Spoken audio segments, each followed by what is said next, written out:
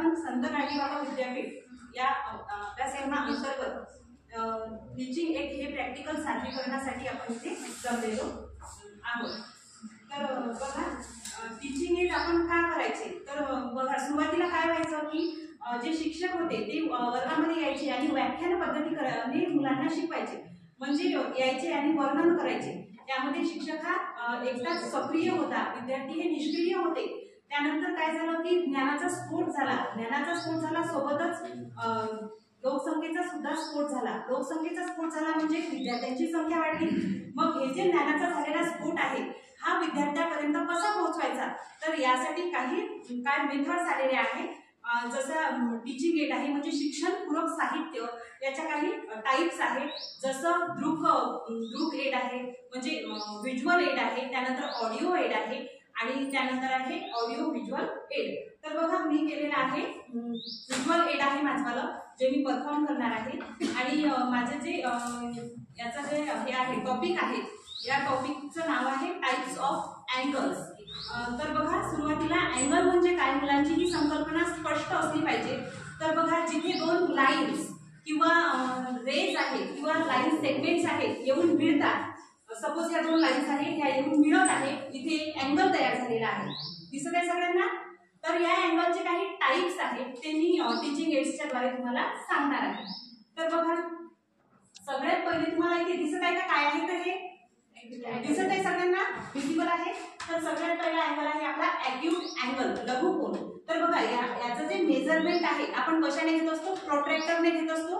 तर मी हे इथे ड्रॉ केलेला आहे तो। तर बघा ॲक्यूट अँगलचं जे मेजरमेंट आहे ते असते greater than 0 degree and less than 90 degree, म्हणजे 0 पेक्षा मोठा आणि 90 पेक्षा लहान असा जो कोन असतो त्याला ॲक्यूट अँगल म्हणतात, लघुकोन म्हणतात। तर बघा इथे मी दिलेला आहे, तर हा इथे 50 जो आहे हा ॲक्यूट अँगल आहे। त्यानंतर आहे आपला राईट अँगल। राईट अँगल हा तुम्हाला अल्फाबेट मधला एल शेप असेल ना, एक्झॅक्टली एल शेप सारखा असतो राईट अँगल।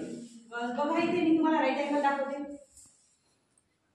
दिसत आहे सगळ्यांना, एल शेप दिसत आहे इथे, हा आहे आपला राईट अँगल। आणि याचं जे मेजरमेंट असते ते असते 90 डिग्री, जशी आपली ही भिंत आहे ही 90 डिग्री मध्ये आहे।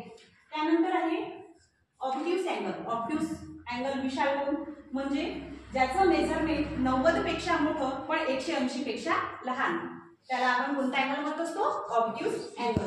तर बघा इथे 100, 110, 120 हे काय आहे, ऑब्ट्यूस अँगल्स आहेत, दिसत आहे सगळ्यांना। त्यानंतर आहे स्ट्रेट अँगल। स्ट्रेट अँगलचं जे मेजरमेंट असते एक्झॅक्टली किती असते, 180 डिग्री। त्यानंतर आहे आपला रिफ्लेक्स अँगल। रिफ्लेक्स अँगलचं जे मेजरमेंट आहे ते असते 180 पेक्षा मोठं आणि 360 पेक्षा लहान।